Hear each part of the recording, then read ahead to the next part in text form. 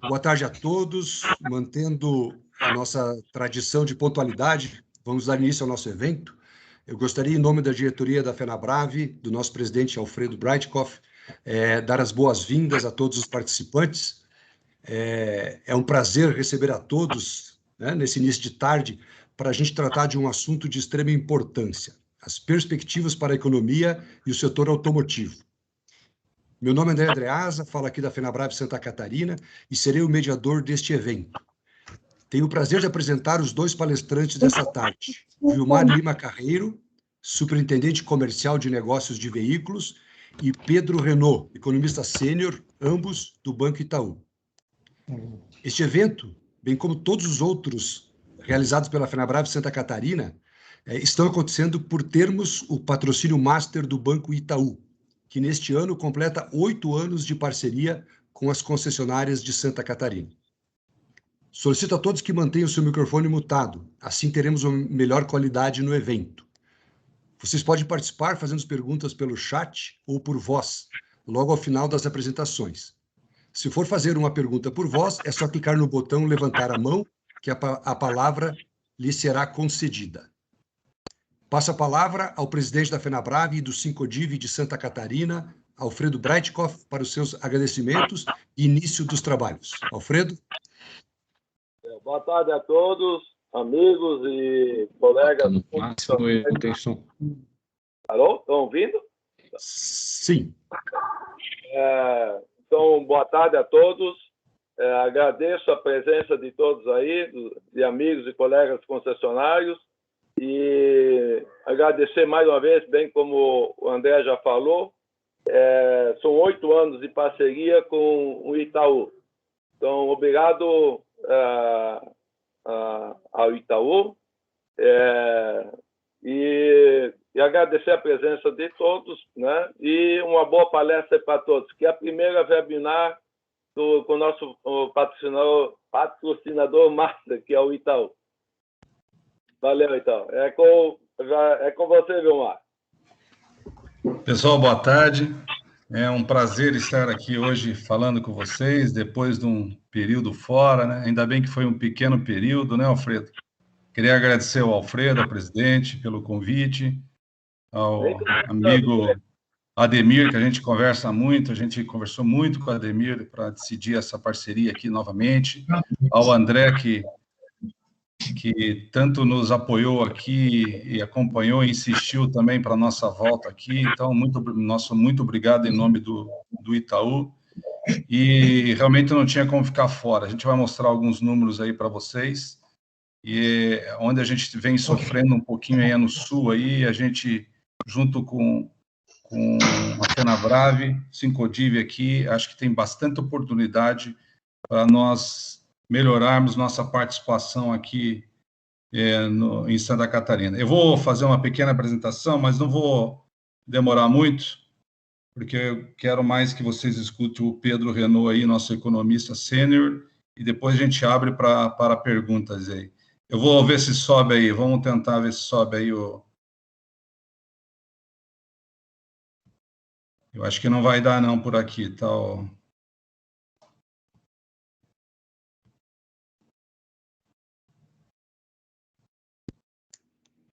Demir, não sobe. Sobe por aí. Aqui não... Ok, Vilmar, eu vou fazer então André, sobe aí, André. Ok, eu vou subir aqui. Já vai. Pelo menos vocês estão vendo minha imagem ou não? Ó, agora...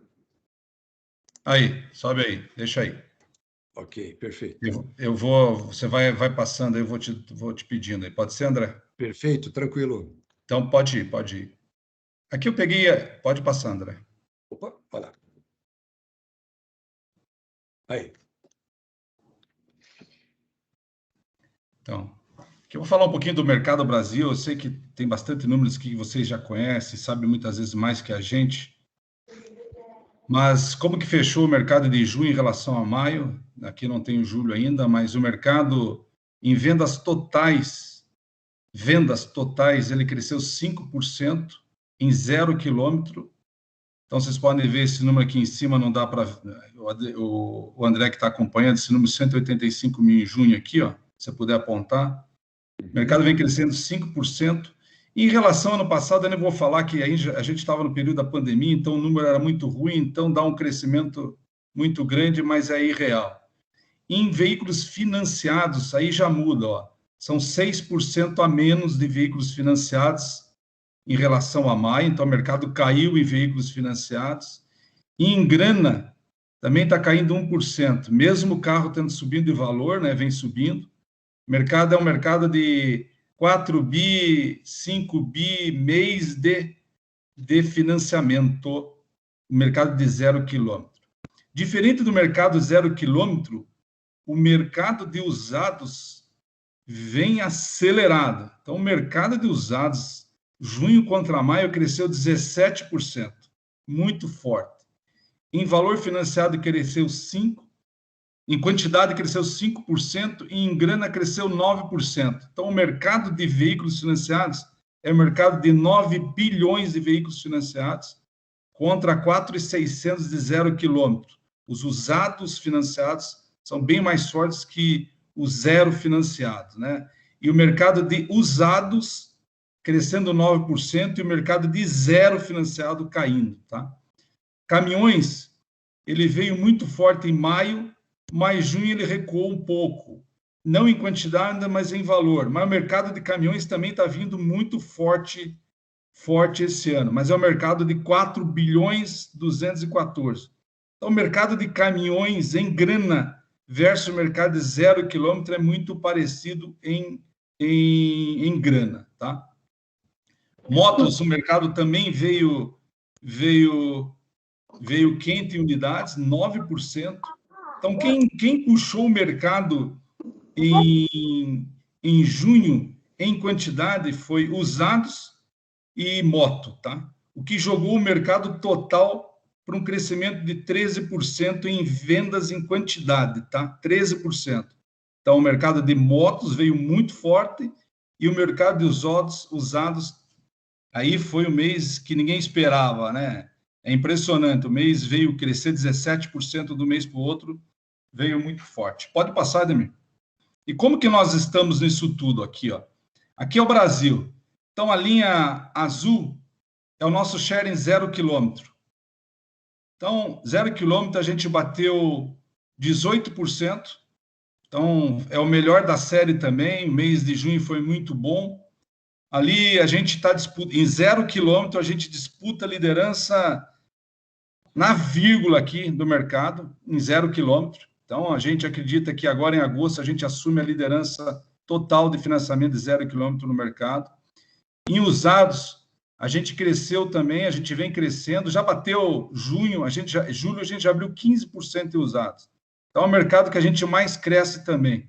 Mas aqui a gente está longe de ser líder ainda, mas lembre que a gente tinha, há um ano atrás, 7% e dobramos, batemos 15% agora em julho. Então, a gente vem muito forte no mercado de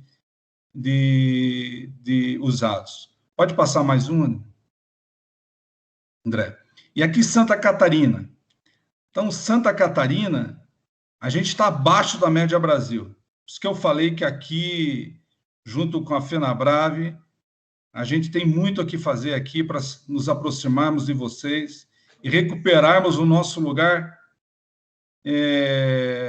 Já foi nosso, a gente perdeu e agora a gente quer voltar a ser o líder em Santa Catarina também. Não faz sentido Santa Catarina ter um share menor que a média Brasil, né?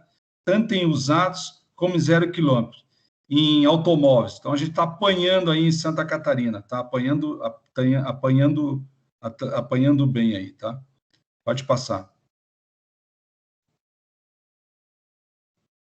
André, aí. E aqui pesados.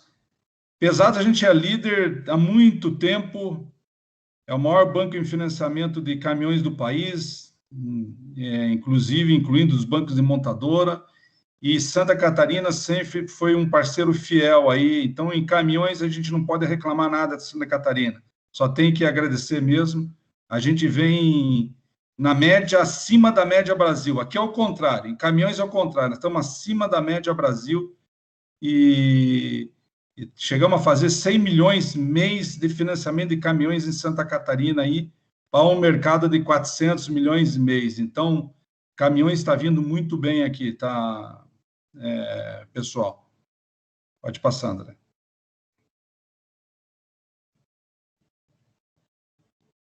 Demora, né? Está demorando aqui. Para mim já apareceu aqui a evolução de aprovação. Para mim não está aparecendo. Isso aqui está que nem o time do... Eu não vou falar o time Avaí, o que é aí? Figueira, Joinville, lento. Vou falar do Coxa lá ainda, meu Coxa em Curitiba. Mas não apareceu aqui, não. Tá, aqui foi, Gilmar. Só para mim que não... Aqui, agora foi. Tá. Aqui eu queria mostrar para vocês que a gente vem fazendo um trabalho e que era uma reclamação grande aí de Santa Catarina. A gente revisou todo o nosso motor de crédito, toda a nossa política de crédito em relação a prazo, entrada, e está aí o resultado. A gente está batendo o melhor índice de aprovação, eu diria que a gente nunca teve nesse patamar. Então, estão batendo 60% de aprovação, né, em 0 quilômetro, 58% em usados. Em Santa Catarina é mais sorte ainda. E tem que ser mais sorte aí, pessoal, porque sempre, historicamente, Santa Catarina teve o melhor público aí, tá? Então, Santa Catarina está batendo 65% em 0 e 59% usados. Esse tá bom assim? Não.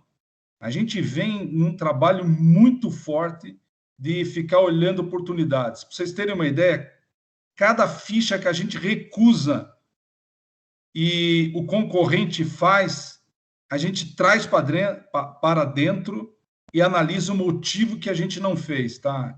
A gente está olhando no detalhe para tirar todas as arestas que porventura surgem de política e decreto, a gente está indo ajustar aí, mas vem melhorando bem aqui, tá? E para isso a gente fez uma grande mudança aí, não vou me estender mais, mas a gente mudou bastante. A Fernanda, que já está conosco há uns 20 anos, por aí, eu não vou falar... Ih, Fernanda, não podia falar que era 20 anos, né? Isso é sacanagem, mano. A Fernanda, que já está conosco há 20 anos, ela voltou para o Sul, é uma gaúcha, veio aqui para nos ajudar em São Paulo, depois foi atender o mercado Centro-Oeste lá em Brasília, e agora ela voltou aqui para atender Santa Catarina e o Rio Grande do Sul. É uma regional, com ela tem 39 pessoas que ela atende Fiat e concessionárias. Aqui ela não atende caminhões, é Fiat e concessionárias. E ela tem equipes separadas, equipe para concessionárias, equipe para a Fiat aí. O Capel também já está com a gente um bom tempo. O Capel atende o Paraná e está atendendo o interior de São Paulo. Mas o Capel é gaúcho, tem 22 pessoas com ele aqui, também atendendo toda a estrutura de Fiat e concessionários. O Rafa Martão também, ele só atende a área a gente chama aqui a área de pesados, que é caminhões. Ele tem uma equipe Brasil inteiro, está comigo. São 26 pessoas dedicadas a caminhões somente no Sul aqui, tá? Então, a gente tem uma equipe muito forte aí no Sul para atendê-los. E não sei, eu acabei não me apresentando, André, eu sei que quase todo mundo me conhece aí, mas eu sou daí. Você é figurinha carimbada aqui em Santa Catarina. Eu sou daí, eu me criei aí em relação, aprendi com vocês o que era automóvel, o que era caminhão, eu não entendia nada disso, e também já estou há 30 anos nesse mercado aí, comecei no Paraná e com um mês de banco já me mudei para Santa Catarina e não tem cidade de Santa Catarina, viu, Alfredo, que eu não tenha visitado aí.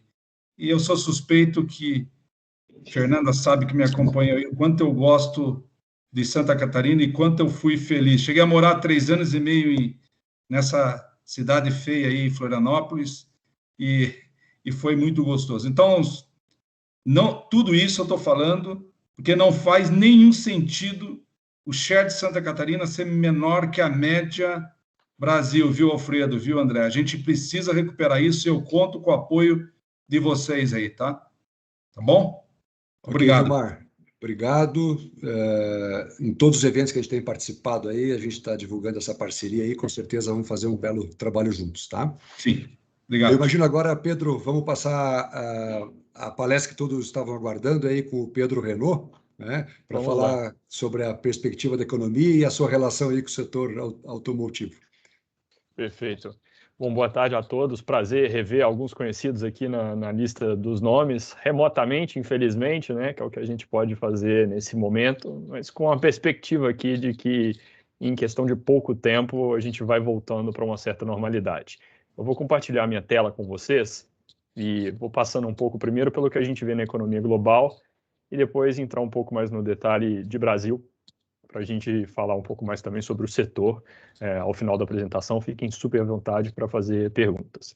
Primeiro ponto aqui é que a gente tem um quadro de pandemia que a gente já pode chamar de controlado na maior parte do mundo, mas com preocupações. A gente olha para a curva de novos casos, por exemplo, o agregado global vem mostrando aumento aqui recentemente, isso muito puxado por Europa, alguma coisa dos Estados Unidos também, mas com curvas de óbitos aqui separando por regiões, que, no geral, vem recuando de forma bastante consistente. A gente olha para Estados Unidos e zona do euro, por exemplo, desenvolvidos, vamos chamar assim. Pessoal, tem alguém com o microfone aberto. Eles vêm mostrando recuo já há vários meses em níveis...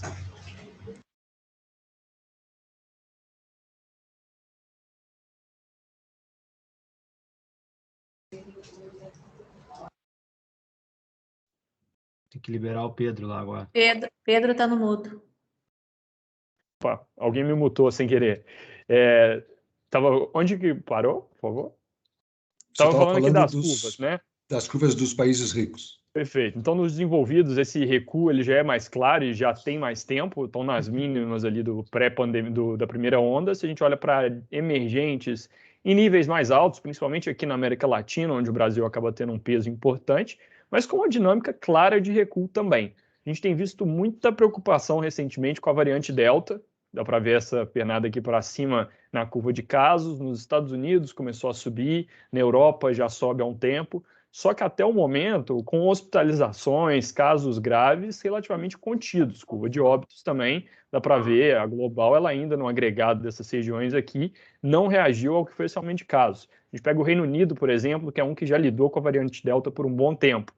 Você tem, com vacinação avançada, casos normais que se convertem em casos mais complicados, fazendo isso com uma frequência cada vez menor. O aumento de óbitos, das internações por lá, está mais concentrado na população que ainda não foi vacinada. A Delta ela traz uma preocupação adicional, que é a possibilidade dela ser resistente a algumas vacinas. Isso é principalmente o caso para país emergente, que é quem usou mais da Coronavac e similares, que são vacinas com uma tecnologia que é menos flexível, vamos dizer assim, mas ainda assim, não é óbvio que essa resistência ela é grande, tá? Não tem nenhum estudo que comprove muito ainda essa queda de eficiência ali da vacina, eficácia, perdão, e, de qualquer forma, tirando a China, que só usou vacina chinesa, o resto do mundo, no geral, usou certos mixes. No Brasil, por exemplo, no fim desse ano, a gente vai ter mais ou menos de 1/3 da população vacinada com Coronavac, e os outros vão ser com outras fontes de vacina.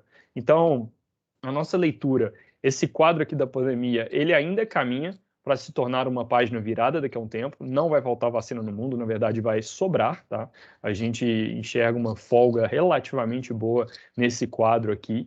E aí as vacinas elas podem ter alguma eficácia reduzida contra a variante Delta, mas ela não vai para zero. Isso ainda deve continuar sendo consistente aqui com uma retomada que a gente vai observando. Eu vou falar um pouco mais de vacinação no detalhe quando a gente entrar na casa de Brasil. Então, se a gente só olha para o mundo primeiro e pensa que em o que é essa retomada que eu venho falando, ela tem se tornado mais consistente, ou deixa eu fazer de outra forma, tem se tornado mais provável de fato se consolidar, uma boa parte já veio.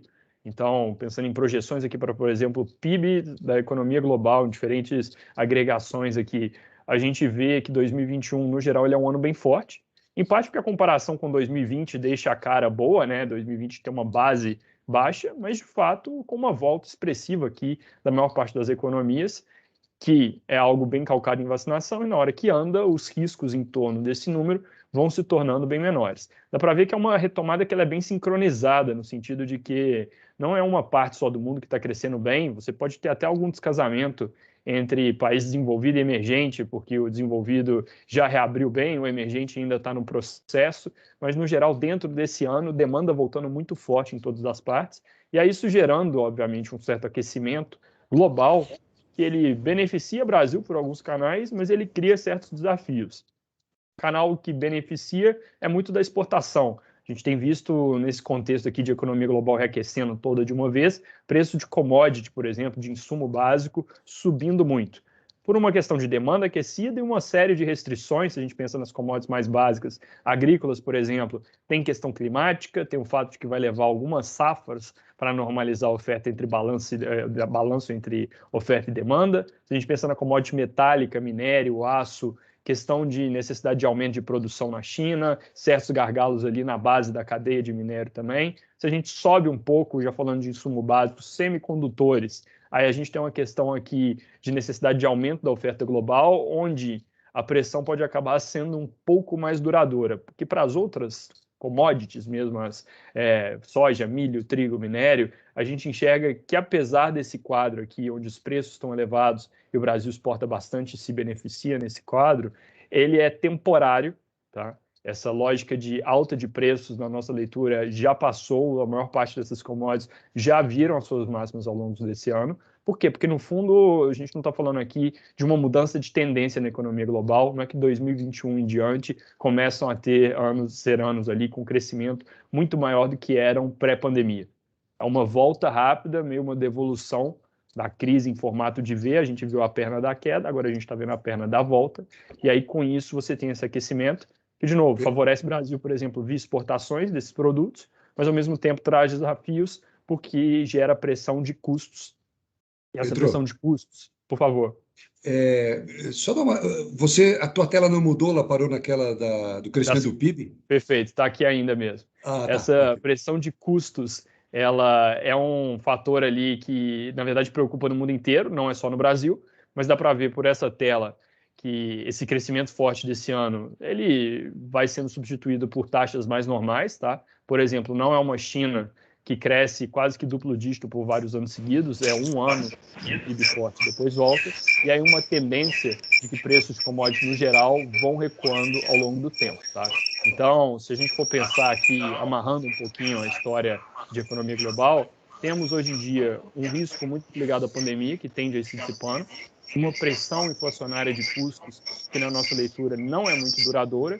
E uma última coisa que importa para câmbio, eu vou voltar um slide só para mostrar para vocês, que é a economia americana ficando essa, de fato, aquecida demais, com muito estímulo por parte do governo por lá, juro baixo, programa de transferência de renda para as famílias, e aí colocando uma perspectiva aqui de que o Banco Central nos Estados Unidos possa ter que subir juro antes do que se espera, e ao fazer isso, ele obviamente mexe em toda a curva de juros nos Estados Unidos, todos os prazos ali de aplicação e de financiamento, essas taxas ficando mais altas, elas tornam, por exemplo, a aplicação para o investidor mais atraente nos Estados Unidos sem risco do que em outros lugares, principalmente aqueles percebidos como mais exóticos, como é o nosso caso, e aí isso pode ir gerando uma pressão em termos de taxa de câmbio, porque na hora que o juro nos Estados Unidos sobe, dólar sobe também.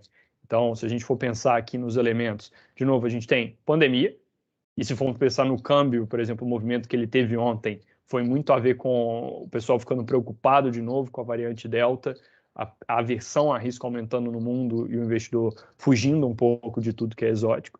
Temos o fator inflação, que nos parece temporário em termos da pressão de custo, mas tem bastante atenção nele nesse momento. E tem o fator economia aquecida nos Estados Unidos, que é uma forma um pouco diferente de inflação, mais específica deles, que se trouxer grandes surpresas para cima, a gente tem visto, por exemplo, inflação pressionada nos Estados Unidos, mas com preço de carro usado subindo porque tem gargalo, não é uma coisa estrutural da economia. Se isso for ficando mais estrutural, aí a gente pode ver um juro que sobe mais rápido por lá, e aí isso vai pressionar a taxa de câmbio de uma forma um pouco mais perigosa, tá? Falando sobre Brasil, vacinação por aqui tem ido num ritmo bom. Aqui em azul eu tenho a curva de vacinação em primeira dose, a média de 7 dias, está medido na direita, laranja, a mesma coisa para a segunda dose, a soma dessas duas está superando 1 milhão por dia há um bom tempo aqui no Brasil, a gente tem mais ou menos 90 milhões de brasileiros vacinados, isso dá uns 40% da população. São os 40% mais vulneráveis já cobertos, a gente consegue ver aqui por quem recebeu segunda dose dentro de cada faixa, que a população idosa já tem a sua maioria muito bem protegida, aí mesmo com uma eficácia possivelmente reduzida de Coronavac, por exemplo, com relação à variante Delta, o que a gente entende é o seguinte, o risco para um caso novo de Covid, um brasileiro aleatório que aparece com a doença, o risco de caso complicado, de óbito, ele é muito menor hoje em dia. A gente estima uns 70% mais baixo do que pré-vacinação.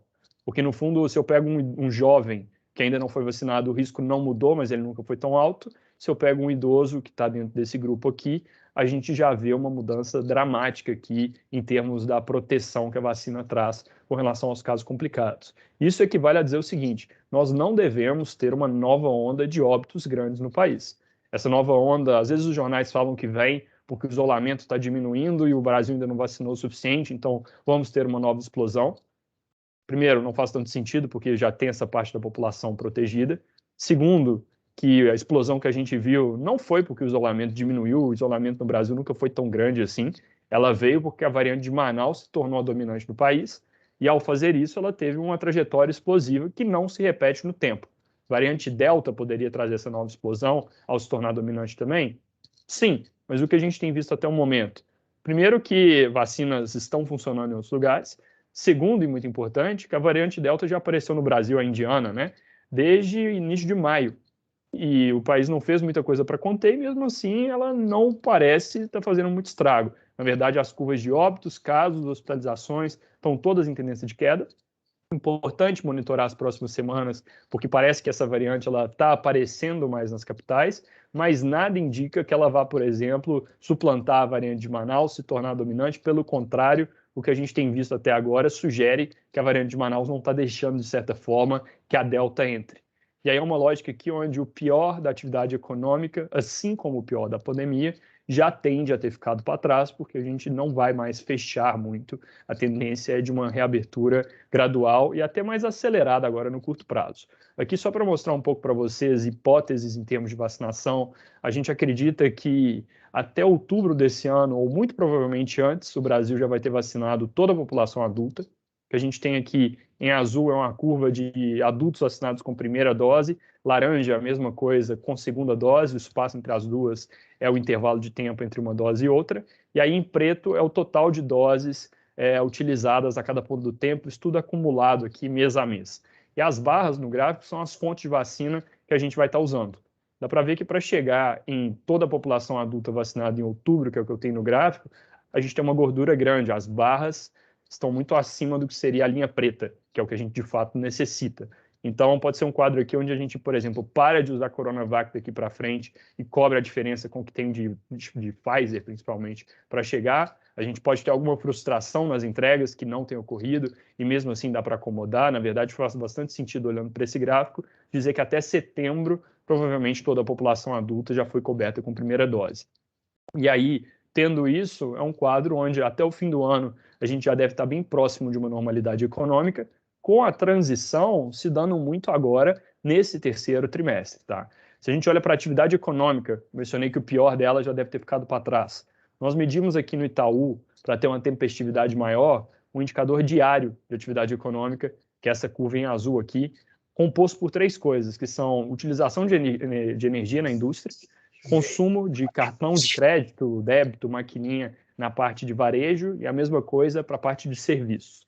Esse indicador ele nos mostra o seguinte, que a economia ela está muito melhor na margem do que, por exemplo, no início da pandemia, né? A gente viu uma queda na primeira onda que foi muito menor do que na segunda. A gente tem visto uma recuperação rápida em níveis elevados. O 100 aqui me indica o patamar pré-pandemia, a gente já está acima na maioria dos setores, na maioria das atividades, com uma tendência aqui que vai acabar resultando num número de PIB forte para esse ano. O PIB no primeiro trimestre, que seria a última parte em laranja desse gráfico, cada bolinha é um trimestre, ele foi bastante forte já. Teve uma parte de agricultura, mas teve muito consumo também. A gente entende que as famílias que acabaram poupando muitos recursos ali, porque, por exemplo, não usaram serviços durante a pandemia, acabaram usando esses recursos, essa poupança extra na parte de consumo, a própria venda de veículo estando forte, provavelmente tem a ver em parte com isso. E a gente entende que tudo bem, esse efeito passa, mas ainda tem muita reabertura, principalmente de serviços para acontecer. E aí, depois de um segundo trimestre ligeiramente positivo, não tão forte, porque só a base do primeiro já foi bem alta, a gente enxerga que o terceiro tri é onde a gente deve estar vivendo agora uma boa parte desse salto, com serviços fazendo a convergência para o resto. A gente tenta entender quem está trazendo esse aumento, é bar, é restaurante, é a parte de lazer, é salão de beleza, coisas que sofrem muito com o isolamento. Então, a maior parte dos setores da economia já roda no acima da pandemia, no pré-pandemia, perdão. Serviços ainda está atrás. E aí a gente tem algumas coisas, como, por exemplo, indústria de vestuário, que também tende a se beneficiar de reabertura, e tem uma muito específica aqui, indústria automotiva, que tem um gargalo, que é o seguinte: a demanda é elevada, mas ela não está conseguindo entregar tanto às montadoras por causa da restrição ali do semi-manufaturado, então do semicondutor, por exemplo, né? E aí a gente vê aqui uma situação onde você tem, por exemplo, locadoras, que são um player super importante nesse mercado, não estão conseguindo comprar o que elas precisam da montadora, elas não conseguem ter saída ali no negócio de seminovos também, senão elas têm uma queda de tamanho de frota, não conseguem dar giro direito no mercado e acabam concorrendo com o comprador de carro usado, aumentando o preço no mercado secundário. Então, esse é um quadro que é um pouco distinto do resto da economia. A restrição ali do semicondutor, que pode ainda continuar durante um tempo, ela acaba sendo o teto para quanto o setor consegue colocar de veículos na praça. No resto aqui, onde você não tem tanto esse teto, a gente vê essa convergência relativamente rápida acontecendo no padrão pré-pandemia. Crescimento nesse ano do PIB projetado em quase 6%, que é algo que parece muito otimista, mas vamos lembrar, o Itaú, na verdade, está na ponta otimista em termos de atividade econômica desde o início da pandemia e estamos também na ponta certa, vamos dizer assim. Porque, por exemplo, no ano passado a gente projetava que a economia ia cair perto de 4%, consenso de mercado era 6,5% de queda, Banco Gringo falava de 7, 7,5%, o FMI projetava queda de 9%. Então, eu diria que aqui não tem nenhum excesso de otimismo, é realismo. A gente está usando dados a mais como esse indicador diário aqui de atividade e temos um conforto de que o PIB cresce perto mesmo de 6% nesse ano, com o risco até de ser um pouco acima desses 5,8%, maior parte, de novo, vindo de serviços, que é quem ficou para trás até o momento. Para o ano que vem, nada muito brilhante em termos de projeções, 2% de crescimento é mais ou menos a velocidade de equilíbrio no Brasil. E o porquê de já estarmos de volta à velocidade de equilíbrio? Primeiro, porque a gente sai dessa trajetória em formato de V, então o 6% desse ano é reflexo do choque do ano passado. Segundo, porque juro sobe, não é que sobe muito, mas o pé do Banco Central volta para o ponto neutro na economia, o contexto global já vai desaquecendo um pouco também, e aí a gente tende a ver aqui um ritmo no Brasil que, para ser maior, precisaria de um motor mais eficiente. Para isso, a gente precisa de reformas, e na nossa conta nenhuma delas anda em diante, principalmente a tributária, simplificação de impostos sobre consumo ali, PIS, COFINS e ICMS. Essas coisas parecem que não vão sair da pauta tão cedo, e aí não dá para ver um Brasil crescendo muito melhor. Por aqui dá para ver, sem nenhum excesso de otimismo, fazendo a conta bem calibrada mesmo. Atividade recuperando, a gente tem mercado de trabalho mostrando sinais importantes também. Tem diferentes indicadores rodando por aí, tem o CAGED, por exemplo, do Ministério da Economia, que recebe muita atenção e que mostrou que a economia está indo já melhor do que no pré-pandemia. Variação ano contra ano desse CAGED está em cinza nesse gráfico. Ele mostra uma queda relativamente pequena do emprego formal, com já uma volta acontecendo. Se a gente olha para a pesquisa do IBGE, que é a que solta o desemprego, traz outros dados também, a PNAD, que está em azul, é um quadro diferente, ela mostra que o emprego não está se recuperando.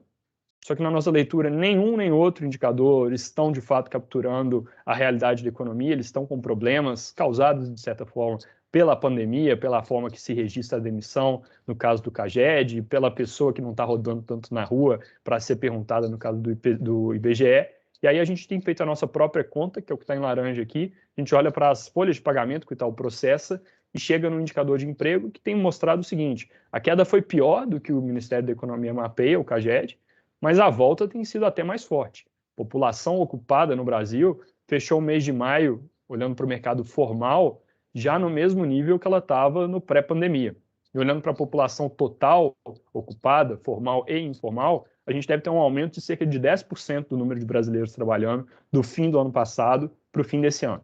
O desemprego não vai capturar tanto isso, porque o desemprego ele depende das pessoas estarem buscando. No ano passado nem todo mundo buscou, não apareceu como desempregado. Nesse ano as pessoas voltam a buscar e aí entram dessa forma na estatística. Então ele subiu relativamente pouco no ano passado e cai relativamente pouco nesse ano.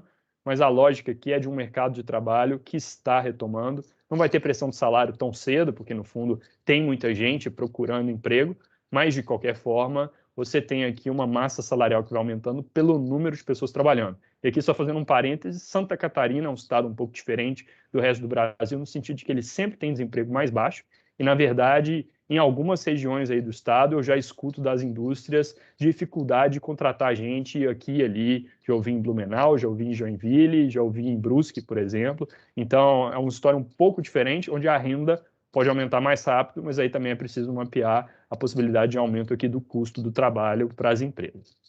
Se a gente muda de assunto da atividade econômica para falar de algo que é bem importante hoje em dia também, a gente tem uma situação de dinâmica de contas públicas no Brasil que ela está até trazendo algum alívio na margem, mas preocupa, tá? Primeiro, sobre a preocupação. O Brasil teve um déficit gigantesco no ano passado, isso aqui justificado pela pandemia, porque o governo precisava, de fato, ajudar as famílias e as empresas, mas justificável ou não, trazendo um salto de dívida que preocupa muito. Dívida pública, dívida sobre PIB, nessa casa de 90%, já é algo que qualquer novo choque pode causar uma certa trajetória de bola de neve no país. E aí é crucial que essa dívida não volte a aumentar. A gente tem visto alívio pelo seguinte motivo: na hora que a pandemia tem cara de que vai ser contida por causa de vacinação, na hora que o PIB cresce melhor, a combinação dessas duas coisas mostra que o risco de o governo precisar, por exemplo, fazer um novo estado de calamidade, que é o que gerou esse buraco aqui do ano passado, esse risco é pequeno. Então, a chance de um déficit grande que levaria a um novo aumento de dívida é menor, e aí o mercado fica um pouco mais tranquilo com relação ao Brasil. Tem outra coisa que acontece quando o PIB cresce, que é o seguinte: isso é uma fração dívida sobre PIB. Por mais que vá haver um déficit nesse ano e a dívida vá crescer em termos nominais, essa fração aqui ela vai diminuir porque o PIB vai crescer mais rápido. E aí a gente vê um alívio que é pontual, tá? Não é uma mudança de tendência, sem novas reformas, o Brasil fica de lado com uma dívida aqui em mais ou menos 80%, mas de qualquer forma é 80% e não 90%. E aí essas duas coisas vêm caminhando aqui para trazer um certo respiro na taxa de câmbio ao longo dos últimos meses. Tem um outro ponto aqui que é eleições, ainda estão muito distantes. Existe um consenso no mercado que a gente concorda de que as eleições vão ser travadas entre o presidente Bolsonaro e o ex-presidente Lula. Pouco espaço aqui para ver uma terceira via surgindo. Entre esses dois, a gente provavelmente vai ver volatilidade ao longo do ano que vem. Isso principalmente a partir de abril, é quando os mercados começam a se estressar, é onde as eleições estão ali a mais ou menos 6 meses de distância. Mas o que vem ocorrendo até esse momento é que, com a economia retomando, uma boa parte do mercado, a maioria certamente, entende que as pesquisas de opinião não valem muita coisa, porque elas não capturam a realidade que a gente vai ver em outubro do ano que vem. E aí, apesar de a gente ver um quadro aqui onde, por exemplo, o ex-presidente Lula aparece muito na frente, isso não está sendo muito precificado, parece que o mercado resolveu dar uma pausa nesse tipo de preocupação, deixar para 2022, e esse é um último fator aqui que vem permitindo esse certo alívio da taxa de câmbio, que eu mencionei. Ontem até deu uma pancada forte para cima por causa do humor global, mas na nossa leitura tem espaço para continuar se fortalecendo. O que eu tenho nesse gráfico aqui, em azul, é o dólar contra todas as outras moedas do mundo, então seria como se fosse um câmbio global. Em laranja, o real por dólar, só que aqui corrigido no tempo, para ser comparável. Então, por exemplo, valores aqui de 2002, não é que o câmbio chegou a bater em R$7 por dólar nas eleições lá daquele ano, é que a valores de hoje, isso seria mais ou menos os 4 lá de trás, 7 hoje em dia. Dá para ver que um gráfico anda muito junto com o outro, uma curva muito junto com a outra. O real só descola da tendência global quando tem algo acontecendo importante no Brasil, por exemplo, câmbio fixo nos anos 90, eleição do ex-presidente Lula aqui em 2002, impeachment do ex-presidente Dilma na direção contrária, nessa parte aqui mais abaixo, e aí recentemente o choque da pandemia que resgatou no Brasil um problema doméstico. Então todas as moedas sofreram contra o dólar, só que o real, diferente das outras, não conseguiu ganhar força de novo. Commodities ajudando via exportações, a gente vendo aqui a economia dando sinais de vida, mas a coisa não andou muito até esse risco fiscal começar, de fato, a ser reduzido. E aí, de novo, é a menor chance de uma calamidade e é a percepção de que a dívida pública ela recua um pouco. Isso saindo da frente, nós entendemos que tem espaço para a curva em laranja e convergindo para azul aqui, não completamente, que seria, por exemplo, nesse gráfico para uns 4,50, porque o Brasil, de qualquer forma, ainda tem risco, mas com principalmente Selic subindo, que vai aumentando a atratividade do investimento, da aplicação financeira no país, a gente deve continuar vendo um movimento de queda, apesar desse soluço recente. Projeção para o fim do ano, 4,75. Para o ano que vem, a gente projeta 5,10. Aqui, lembrando que câmbio existe para ensinar humildade para economista, em ano de eleição, a incerteza, obviamente, é muito maior. Mas pensando aqui em termos de fundamentos, indo de 4,75 para 5,10, porque mesmo sem saber quem ganha as eleições, eu sei que nos Estados Unidos o Banco Central por lá vai estar mais próximo de tirar o tal pé do acelerador, de começar a subir juro, e aí isso vai trazer um certo fortalecimento do dólar no mundo. Curva azul subindo, acaba pressionando a curva em laranja um pouco para cima. Então, 4,75 nesse ano, 5,10 no fim do ano que vem, com uma banda grande aqui, que eu diria é assimétrica para cima, porque dados os dois nomes que a gente vê, os dois planos de governo e as condições iniciais, dívida elevada, por exemplo, parece mais provável ter surpresas que preocupem do que alguma surpresa que traga um alívio muito grande em termos de dinâmica de contas públicas, que é o principal fator aqui por trás do risco, por trás da taxa de câmbio.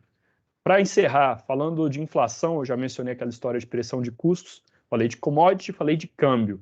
Um vezes o outro é o que a gente tem em laranja nesse gráfico aqui, isso é a variação ano contra ano desses preços, está medido na direita, e aí a gente consegue ver que esse índice, ele puxa muito junto de si o que acontece tanto com o IGP, que está em cinza, quanto com o IPCA em azul, perdão, IGP em cinza e o IPCA em azul. O IGP ele tem muito preço no atacado, 60% dele, então câmbio e commodities pegam de fato na veia, deve ter feito um pico em maio em 37%, e dessa linhazinha cinza em diante aqui, mais ou menos onde ele fez o pico, a tendência, que são nossas projeções aqui, é que ele vá recuando, deve fechar esse ano perto de 18%.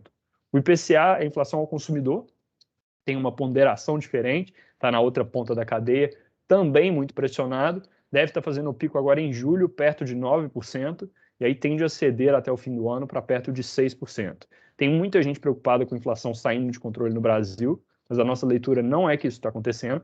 A gente tem um choque que é temporário, tem sido muito forte e durado um certo tempo, mas vai passando. Alguém quer fazer algum comentário?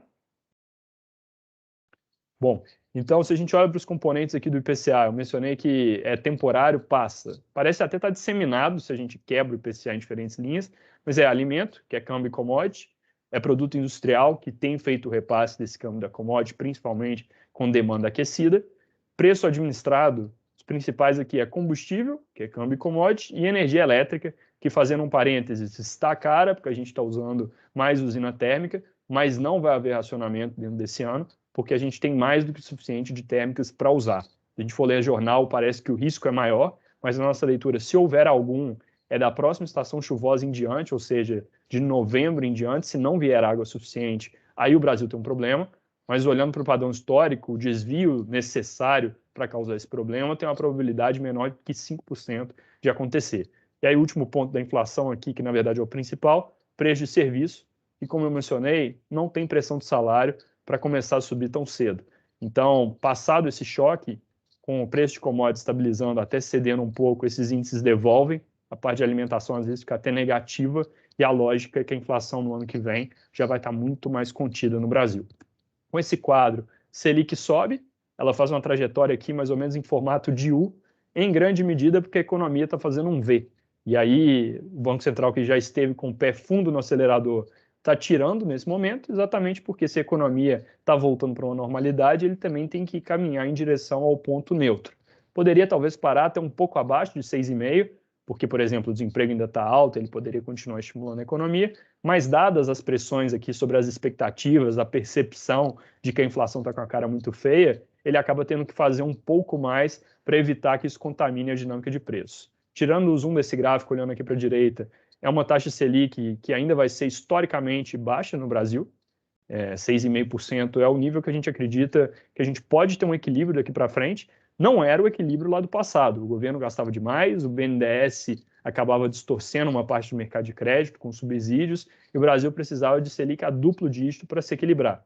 Hoje em dia a história é outra, mantido o teto de gasto, todo esse arcabouço, a gente pode ficar com esse 6,5% de Selic, que é algo, obviamente, que ainda é interessante para o mercado de capitais, ainda deve ter mercado de crédito mais funcional, e aí não é uma história aqui que perde completamente a graça. Então, resumindo, temos uma projeção de atividade econômica que parece otimista, como parecia no ano passado, total confiança nesse número, sem nada muito brilhante para o ano que vem, porque, no fundo, a gente está vendo uma recuperação cíclica. E aí, na hora que passa o ciclo e a gente fica mais com os fundamentos da economia, esses fundamentos, infelizmente, não permitem nada muito brilhante, a não ser que a gente entregasse mais reformas que não estão na conta. Inflação pressionada nesse meio de ano, IPCA quase em 9%, o IGP fez 37% em maio, mas com uma tendência de recuo tanto agora quanto no ano que vem.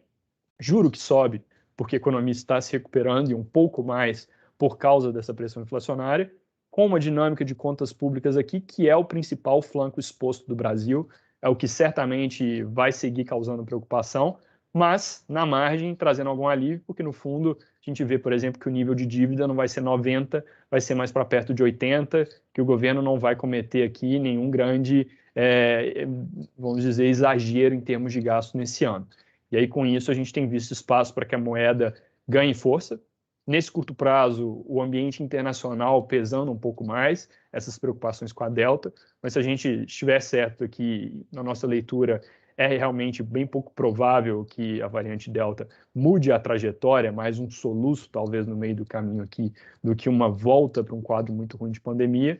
A gente entende que o câmbio pode continuar ganhando força para esses 4,75 nesse ano, sofrendo um pouco no ano que vem com com alta de juros nos Estados Unidos, que é esse 4,75 indo para 5,10, e obviamente com volatilidade em função de eleição aqui no Brasil, pensando em timing para isso, a partir de abril principalmente, que é onde os mercados começam a se preocupar mais. Eu queria agradecer vocês pelo convite para falar aqui, pela atenção, fazer uma propaganda de 10 segundos de um podcast que a gente faz no Itaú, chama Itaú Morning Call, coisa de 3, 4 minutos, comentando um pouco sobre mercado, o que vai ser importante para a economia ali no dia. Ele está disponível no Spotify, na Apple, acho que pode ser bastante útil, dado o contexto atual. Agradeço de novo pela atenção, espero que vocês tenham perguntas. Obrigado, Pedro. Bom, Pedro. Muito interessante as tuas colocações. Eu deixaria agora, tanto pelo chat quanto pelo microfone, as perguntas que vocês queiram fazer. E eu gostaria de começar com a primeira que eu recebi aqui, dessa avaliação que você fez do mundo, trouxe para o Brasil. Como você enxerga isso diretamente para o mercado automotivo local, né? Uhum. Você fez essa abrangência geral e especificamente para o setor automotivo. Aproveitei a pausa para beber uma água. Perfeito. Eu acho o seguinte, você tem um mercado automotivo que, de novo, ele tem uma tendência um pouco descolada do resto da economia, porque ele tem um gargalo também um pouco diferente do resto da economia. Isso pega um pouco na indústria de eletrônicos, mas é menos do que, no geral, para as montadoras. Você tem um limite de quanto se consegue produzir nesse momento, a gente tem visto paradas com frequência, e aí você tem uma oferta que não consegue atender a demanda. A demanda está aquecida por uma questão de confiança do consumidor melhorando, por causa daquele excesso de renda que ele acabou não consumindo no ano passado, na parte de serviços. Uma boa parte disso já normalizou, tá? Então, à frente, isso tende a ser um estímulo menor. Juros ainda estão historicamente baixos, não estão tão baixos quanto já foram, mas ainda são favoráveis para aquisição. E você tem um ponto ali da pandemia, que é o fato de que muito do consumidor ali, vamos dizer, de classe média, por exemplo, ou um pouco mais abaixo, que usava o transporte coletivo, fica com uma propensão maior a ter o seu veículo próprio.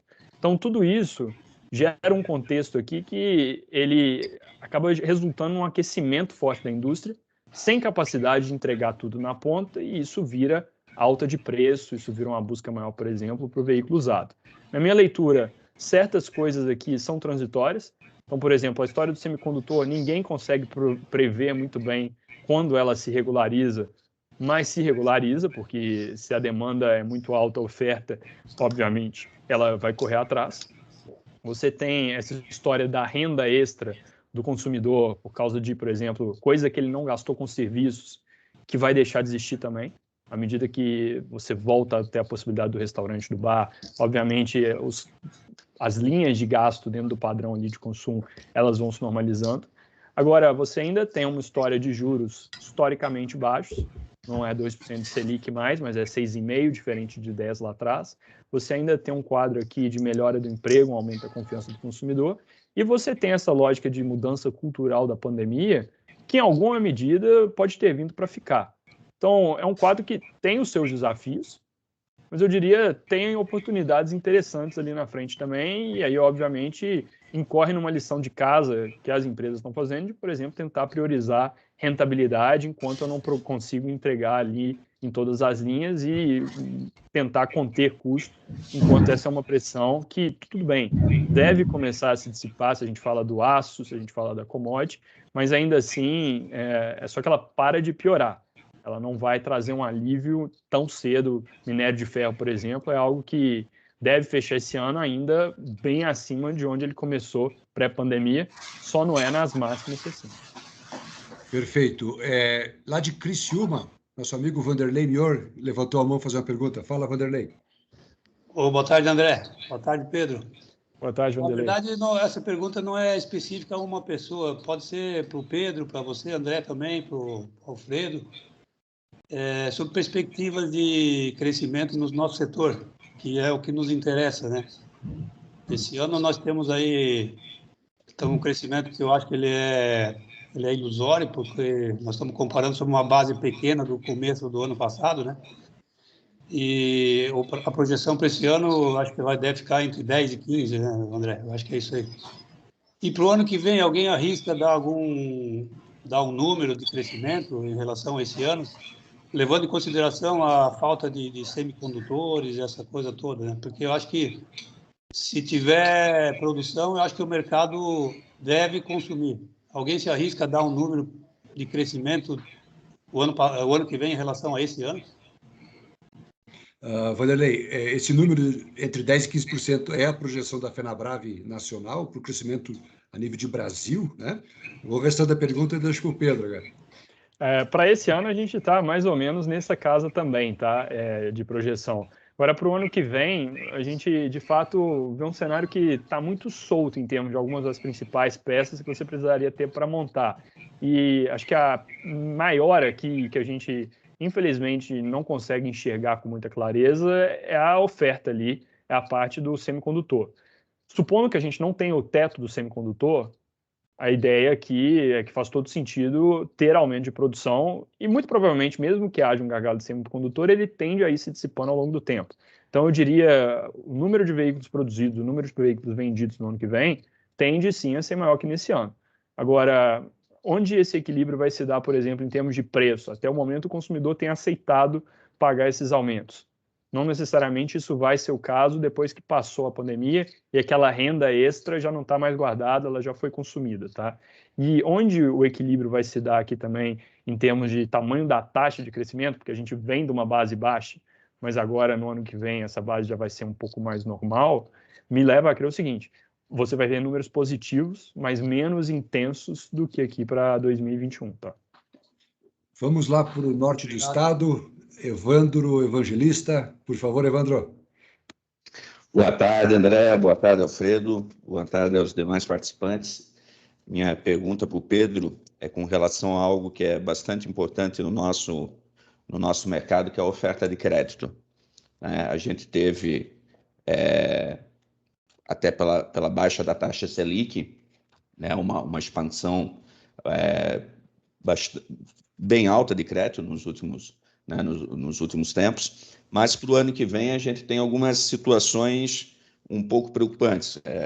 A questão da alta de juros nos Estados Unidos, que pode fazer com que saia investimento do Brasil, principalmente em ano eleitoral, né? E como você mesmo colocou, numa eleição bastante polarizada, né, com dois governos que realmente acabam dividindo, né, o nosso país, e isso sempre causa uma certa apreensão nos investidores, né? Então, a minha pergunta é com relação à oferta de crédito, como ela deve se comportar no ano que vem, e aqui taxa, se você acha que realmente a taxa Selic ela fica em 6,5%, ou devido a esse ano eleitoral, essa questão do ano eleitoral, e até pelo fato do Banco Central ter demorado um pouco a iniciar o aumento dessa taxa Selic, que acabou fazendo com que o câmbio, né, a moeda brasileira se desvalorizasse tanto, se isso pode fazer com que essa oferta diminua e também tenha um aumento na oferta final ao consumidor. Perfeito.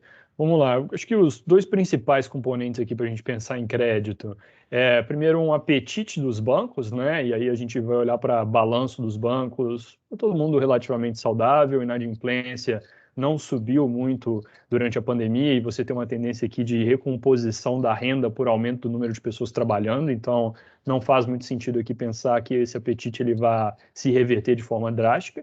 E o segundo aqui, que não é tanto a questão da oferta, mas a que preço esse crédito vai sair, que é a taxa de juros. A taxa de juros, de fato, ela está subindo. Se ele tem 4,25% agora, ela deve ir para 6,5% antes do fim desse ano e ficar nesse patamar. Respondendo a pergunta de se ela vai além. Ano de eleição é um ano normalmente ruim para Banco Central subir juros. Porque, por exemplo, vamos subir que ele suba porque o mercado está ficando mais estressado por causa da pesquisa.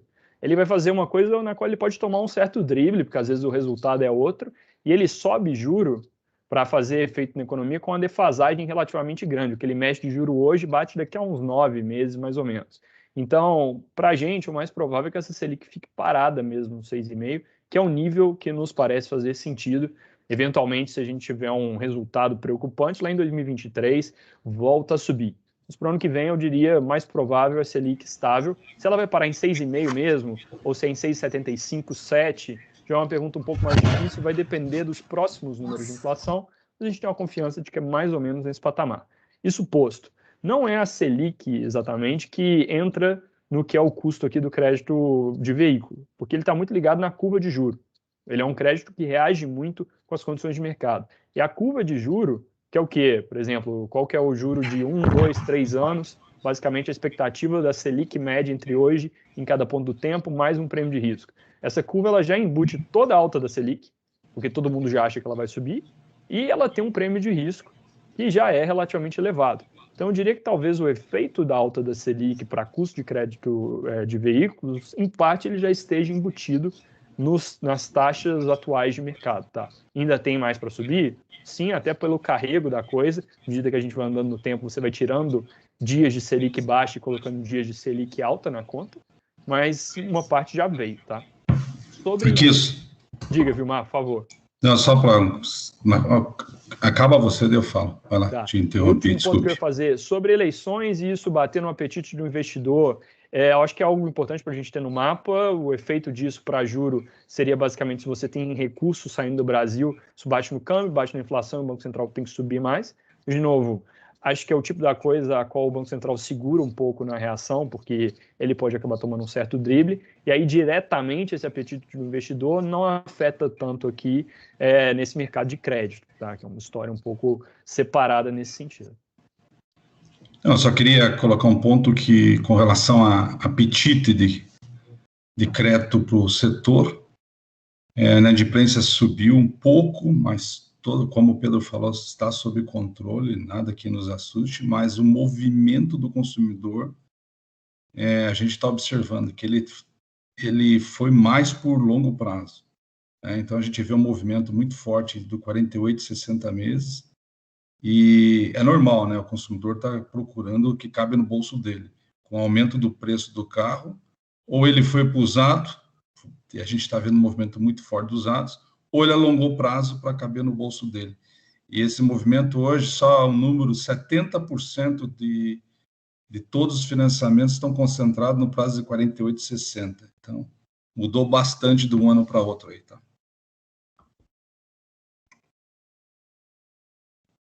Acho que era aí, não sei se tem mais pergunta aí, acho que ninguém está com a mão levantada, né, André? Perfeito, deixa eu ver aqui no chat, não, no chat não. Tem uma pergunta aqui pelo chat, eu vou ler para ti, Pedro, do Fabrício Selva. Boa tarde, Pedro. Existem alguns indicadores mostrando que este ano estamos passando por um descompasso nos preços por vários motivos? Seria correto afirmar que trata-se de uma bolha? Na sua opinião, existe risco o Brasil entrar em uma crise financeira em 2022, 2023? Perfeito, boa pergunta. Obrigado, Fabrício. Acho que essa história do descompasso dos preços ela tem muito a ver com esse descompasso entre oferta e demanda. Por exemplo, a indústria ela parou de produzir durante um tempo, e se a gente olha para a automotiva, por exemplo, não conseguiu voltar a produzir tão bem, enquanto a demanda ela se manteve. Então, você fica com uma crise ali, onde na passagem de marcha ficou um atrito grande, e é meio natural que você veja esses descompassos. Você poderia dizer que tem um risco de bolha? Bom, bolha, por definição, ninguém sabe onde ela existia até que ela estoure, senão ela não tinha se formado. Dá para ver, sim, a possibilidade de que ache alguma coisa, porque, no fundo, o juro está baixo no mundo inteiro, tem Banco Central injetando dinheiro nas economias. No Brasil, isso nem é tão grande assim quanto é, por exemplo, nos Estados Unidos. A gente poderia ver uma correção de preço de ativo lá fora, na hora que o Banco Central americano sobe juro, por exemplo. Isso é mais para 2023 do que para 2022, que sai gerando um efeito dominó e aí pega todo mundo. Agora, o que a gente tem visto, apesar desses preços, por exemplo, no mercado financeiro super elevados, você tem ali uma recuperação que justifica, você tem empresas que estão menos alavancadas, depende da medida, óbvio, elas puxaram muito caixa para dentro durante a pandemia, mas elas estão com a condição financeira relativamente saudável lá fora. E aí, a chance de ver aqui uma crise financeira, que, de novo, nunca dá para descartar, mas não é algo que me tira o sono nesse momento. Tá? Diferente de outras crises, essa começou com o sistema financeiro em posição saudável. E aí ele serviu mais como um colchão do que como algo que aumentou a confusão. Bom, excelente, estamos batendo exatamente 1 hora, que era o prazo que prevíamos. Obrigado pela presença de todos, né, sempre pontuais aqui, tentando cada vez melhorar isso em Santa Catarina. Eu acho que eu deixo aqui para mais alguma pergunta final, algum comentário de viva voz, se alguém tiver, por favor. Convidaria então o Alfredo, para fazer o nosso encerramento, teu agradecimento final aí, em nome da entidade. E aí, André? Ok? Tá. Estão me ouvindo? Perfeito. Pedro, obrigado aí, foi muito bom a sua palestra, excelente. Obrigado mesmo, e agradecer ao Valmir.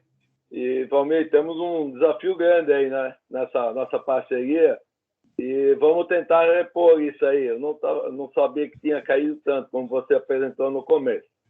Mas eu acho que os nossos amigos aí, concessionários, nós vamos trabalhar forte aí para continuar essa nossa parceria de 8 anos. Vamos ver se conseguimos levá-la para mais 8, vários 8. Tá, legal, okay? legal. Obrigado. Conte com a gente aí. Fenabrave Santa Catarina realmente está muito contente com vocês aí. Tá? Obrigado, Alfredo. Obrigado, pessoal. Foi um prazer. Concessionários aí. Obrigado, hein? Obrigado. Um abraço.